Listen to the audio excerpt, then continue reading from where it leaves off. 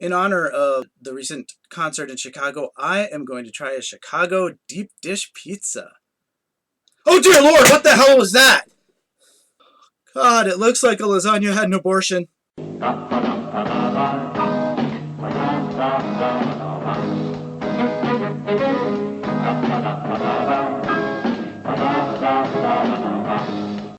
Hi, I'm Shy. You might remember me as that guy who awkwardly avoided eye contact with you last Friday in Chicago. Okay, so welcome to my Friday the 13th House of Blues Chicago BABYMETAL concert review.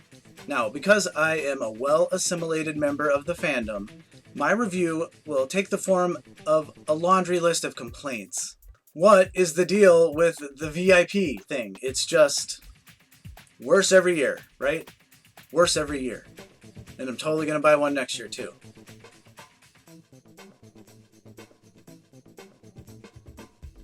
Okay, while we're on the topic of the hog butcher of the world, which, seriously, is that like the most metal nickname for a city ever? I mean, Philadelphia's city of brotherly neck stompings it's in the mix somewhere in there, but Chicago's pretty metal. And in honor of the recent House of Blues Chicago BABYMETAL show, I am going to sample an authentic Chicago deep dish pizza. All right, it's gonna be good.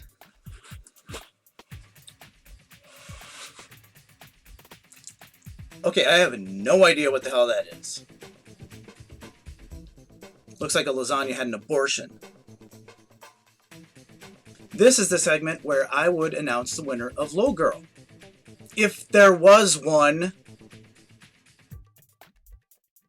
Alright, and speaking of Low Girl, it's finally coming back. May 23rd. And you know, the long hard drought is almost over. This is basically the Dust Bowl for Fouquet, so we're almost there. We're gonna make it.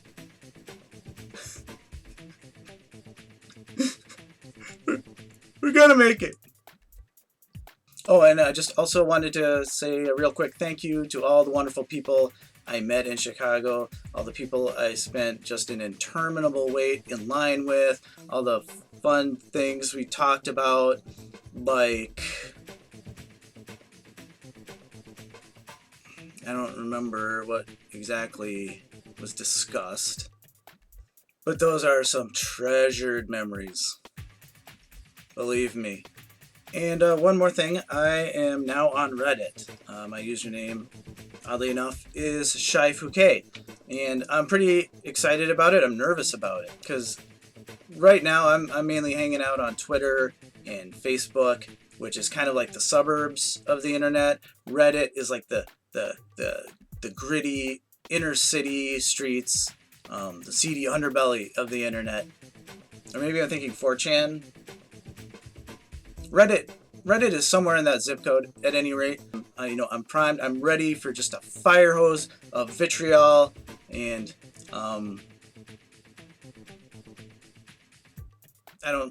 maybe I'm not ready. I'm gonna do it anyway. Look for me on Reddit, Shy Fouquet.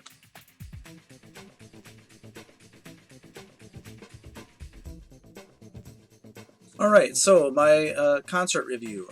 I don't really do concert reviews in a format that like most people are used to. I don't, kind of go through the set list and say, Yui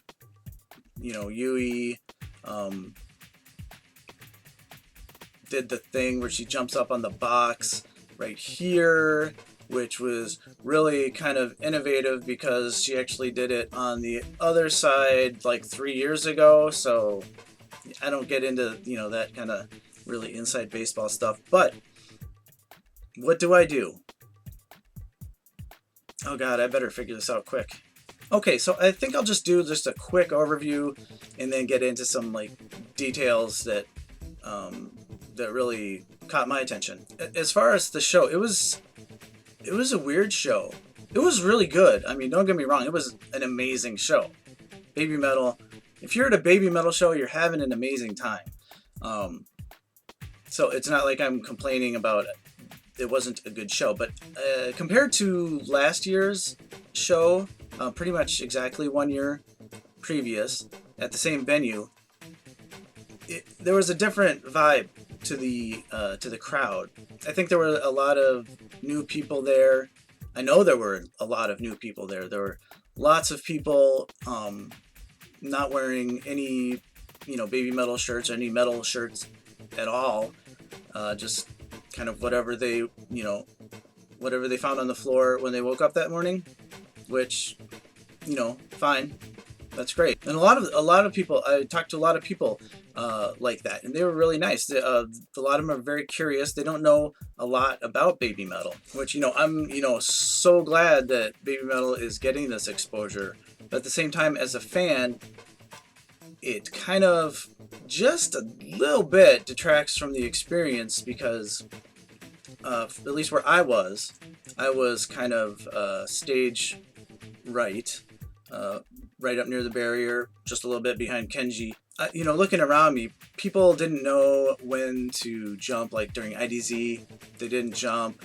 They didn't know the calls and responses. I saw like a lot of devil horns instead of fox signs. There are also kind of lots of people, being uninitiated, just kind of standing there, just kind of like, maybe headbanging a little bit, but not, more or less being statues. I can't help but wonder, how does that feel to the girls? So I just went all out. I was as loud as I could be, as bouncy as I could be. A lot of people at the show knew what was going on. They knew all the proper crowd interaction. So I don't think the girls, looked out and just saw like a sea of stone faces or anything like that. I'm not saying that. But there were like little pockets of inactivity, I guess, in the crowd. To make matters worse, I mean, there's a lot of debate about this. I've talked with people who have had various differing experiences at this show. I don't know if it was the acoustics where I was positioned, but it sounded like sometimes Sue was having a little bit of trouble. I don't know if it was the acoustics. I don't know if the soundboard was not, whoever was working that was not doing an excellent job, or if she was genuinely having, maybe her voice was a little tired. I don't know, but her voice at times did not seem as powerful as we're accustomed to. And I sensed that. I don't know if anyone else sensed it. I do know some people sensed it. So, when I noticed that, I was just like focusing all my attention on Sue, yelling her name, making sure, she could see me jumping around. And Yui and Moa, part of the reason why I think there might have been some problems with Sue is Yui and Moa were just like extra energetic. They had extra big smiles. They seemed to be looking at Sue a lot, and kind of like in an encouraging way, which is, that's one of the things I love about baby metal is we are the one. You are the one. We are the one. Okay, now on to just some various, I guess, like bullet points of things that caught my interest at the show, which again was an amazing show. Don't get me wrong, it was an amazing show. First thing I want to talk about is Yui. During GJ, she kind of tripped over her own feet, and she stumbled and fell, and she bounced right back up so quick that if you weren't watching her the whole time, you totally would have missed it. She came back up off the floor in step. It was amazing, and I'm sure it was a lot better than falling off the stage. I said one day we would look back on that and laugh, and I think today is the day. I do. I think it is. Good times. Good times at Budokan. Oh, and I almost forgot to mention, a couple days before the show, Omura tweeted something along the lines of, Chicago, you're going to be the lucky ones. And so, everyone in the crowd before the show was like, oh my gosh, what's the surprise going to be? There's going to be a surprise. And then I'm like, my ideas was maybe, during Megutsune, instead of the fox mask, maybe she would get a hockey mask, because it's Friday the 13th, right? My other idea, I've totally forgot. It was a good one though. It was. You would be floored. Alright, it's just come to me. I thought maybe this will be the show where they debut No Rain, No Rainbow. Well, not debut, obviously, but you know what I mean, right? You know what I mean. I don't need to explain myself, even though that's what the video was basically me explaining myself. But I digress. And now moving on to the VIP, I have to say, I think the stuff I got in line just from other fans is arguably better than the VIP handouts. I received this in line, this little sticker saying BABYMETAL, best metal. I got to reach into a big velvet bag that seemed like it was like just brimming with magic, and I pull out a button, and this is the one I got. I was hoping for something Yui, but I mean, you can't complain. Although I often do. And I got this very nice Sakura Gakuin wristband dealy bob. It's got the subreddit r Sakura Gakuin on there. So yeah, I was really stoked to get this stuff. And moving on, at about 5:30, hour and a half or so, maybe 2 hours before the show. God, how is it? 3 hours? I was completely unstuck in time. No idea what was going on. Anyway, I believe it was 5:30. They come out and they start handing out VIP passes, and that's what I got right here in my hand. And it's just basically a picture of the girls, pretty much from last year, I believe.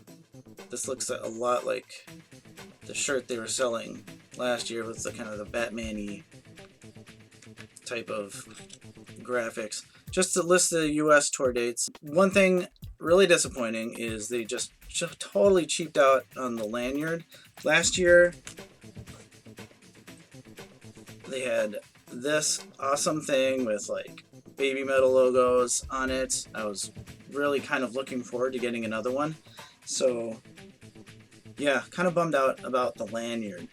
But it's BABYMETAL, so I want you give me things with the BABYMETAL picture on them to me. Just give me it. God, there's got to be a better way to say that.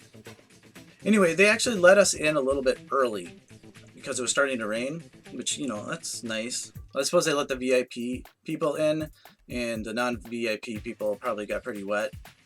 So maybe it wasn't nice. It was kind of elitist. Whatever. The other thing we got, being very important people, is this towel. Kind of like a chamois almost. It's like a... I don't think it's as big as the Crash towel. No, it's definitely not like the one you would get on Asmart or whatever, but I don't know, it's nice. It's soft. It's very soft. Oh my god, that feels so good.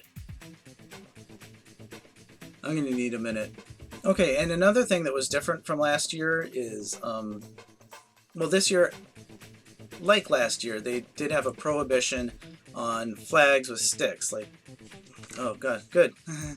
Like this guy right here. But last year it was not enforced. If you were discreet about bringing it in and just you could wave it around to your heart's content. That's actually how Moa noticed me last year, and it just made like my year. And this year, I've heard from several people that Koba really wants to crack down on the SG flags. He doesn't want Sakura Gakuin mixing in with BABYMETAL, which, God, buzzkill. That's part of our precious heritage. So in a lot of ways, this was a different vibe, like I mentioned earlier, for this concert. It's kind of like a delineation where, great new things are happening, but also we're losing a little bit of our heritage. I don't know, maybe we could call the UN, maybe. Even up in the balcony, I know someone that they went up there. I don't know if it was Koba himself. I kind of doubt it was Koba himself, but someone, from the staff went up there and tried to take this guy's flag in a balcony. I mean, he's not obstructing anyone's view. It's not really a danger up there. No one's going to poke anyone's eye out up there. So it felt it was a little bit sad. It was a little bit, felt like we lost a little something there. Oh, and then, like, one thing I have to mention is, speaking of Koba, towards the end of the show, there was this crowd surfer. I think he came to the front like twice. He rode the crowd to the front twice. I'm not positive on his nationality. He was hanging out with like all the Japanese people that like follow BABYMETAL around the world. So I'm guessing he was Japanese. He had kind of like a handmade Japanese imperial flag, the really awesome looking one with the sun rays coming off the red circle in the center. And he was carrying that as he was crowd surfing. And after the second time, security got him, and they were kind of like roughly pulling him towards the exit, like he was, getting thrown out. And the way the House of Blues is set up, like you've got the stage, and then like maybe 10 paces away from the stage is the exit. And Koba was hanging out by the exit, kind of by the end of the bar. It's a small venue, so everything is close to everything. And I'm not sure exactly what happened, because I saw the crowd surfer guy getting dragged by this one bouncer towards the exit. I look back to the stage because, it's BABYMETAL, so I want to watch it. And I look back a second later, and all of a sudden there's 3 bouncers, and they, like, one of them is like physically getting himself in between Koba and the crowd surfer. And I don't know, anything I say would be speculation, but whatever happened, Koba was pissed. He pulled his face mask down and he was yelling. He was very, very angry. And at first I couldn't figure out exactly why. It's possible, I'm just totally going to irresponsibly speculate. It's possible that maybe crowd surfer guy, maybe like tried to high five Koba or touched him, or I don't know, grabbed him. It's possible that Koba wanted to get up in the guy's face and, tell him off. It didn't hit me at the time, but like later on talking to people, I realized that one of the things it might have been is Koba might have been really upset about the flag. That flag in particular. It didn't offend me at all. I didn't even think, about the history of our 2 nations and, why that might be incendiary. But that would make sense as to why Koba was just totally pissed off. So yeah, I don't know what happened. Anything I say in this video is totally speculation. It's not a fact that absolutely happened. So don't go around, saying, Koba like started a fight with this guy. That's not what happened. But it was really exciting to see. I was like, what? That was exciting. I never want to see Koba look at me like that.